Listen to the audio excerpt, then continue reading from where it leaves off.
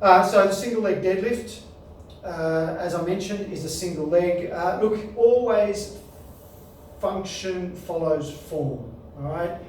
So what we want to make sure of is that we have form sorted out first, okay? So even now, I like to start my single leg deadlift with a good rod to make sure that the first couple of sets are perfect, and then I can move on to some extra weight. So all I'm going to do with the rod is, you'll see this quite a lot, is just get my posture right. So I sit at a desk all day, every day, and what I really want to do is just make my posture, just remind my body of what my good posture should be like. So head, the middle of the shoulder blades, and between the bum is pretty much what good posture should look like. So now when I do my single leg deadlift, all I do is just go up onto one leg and I tilt at the hips or the pelvis, okay? So I'm not bending my back, I'm keeping my head, shoulders and hips or glutes pretty much in line, and I bend over, okay? My core has to switch on as I go down. I can feel it. My core tightens, my stabiliser working to keep me balanced, and I bend over. Now for a 48-year-old triathlete that's never really done much stretching, my hamstrings are what's going to stop me, and I can feel my hamstrings tighten about there, and I can push onto about there, but that's it with good form, okay? So that is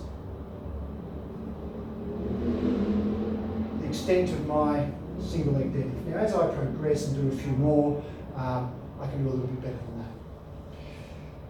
But it shouldn't stop me actually trying to do the exercise, right? So just because we can't do the full range of motion, it's still a great exercise to do.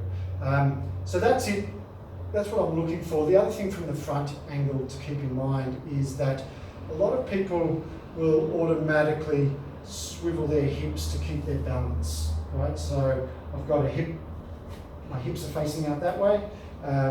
Really what I want to do is have my shoulders square, my hips square, and try and just tilt, keeping everything square and facing forwards, okay?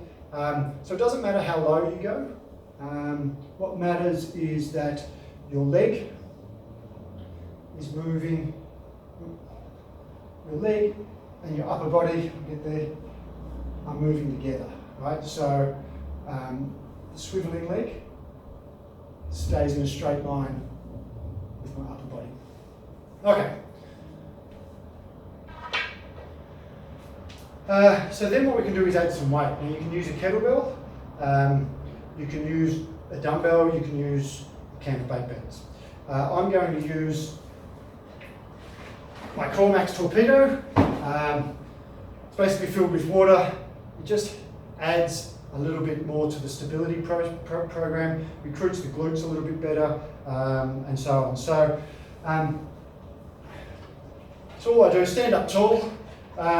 So I want the weight to just drop down in front of me, and then go up onto the single leg, and then bend forward. Now, you don't want to hold the weight here, okay? You just want to let the weight relax, but you want your shoulders pulled back, okay? So I'm keeping my shoulders back, and then I'm just going to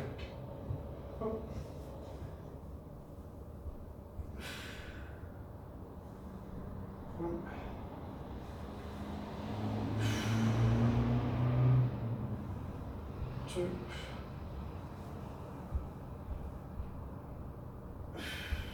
three, other leg,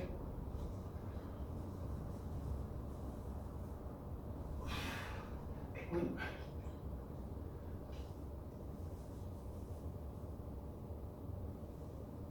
two,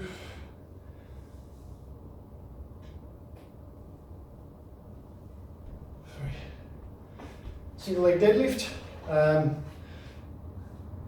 very often, I'd probably suggest if you're going to start with the rod or the dowel, I like to do 5 and then 5 with the weight on each leg. And I'll do 2 sets like that, 5 with the dowel, 5 with the weight, and then I'll go to the weight only. And quite often I'll finish with a heavier kettlebell as my last set. I like to do 4 sets, sometimes 5, of a lower rep range. So 5 each leg is good, 6 each leg is fine. I don't like to do lots and lots. So it's more about the form. I find that if I keep the rep count a little bit lower, I can concentrate more on my form and get that piece right. But yeah, that's my single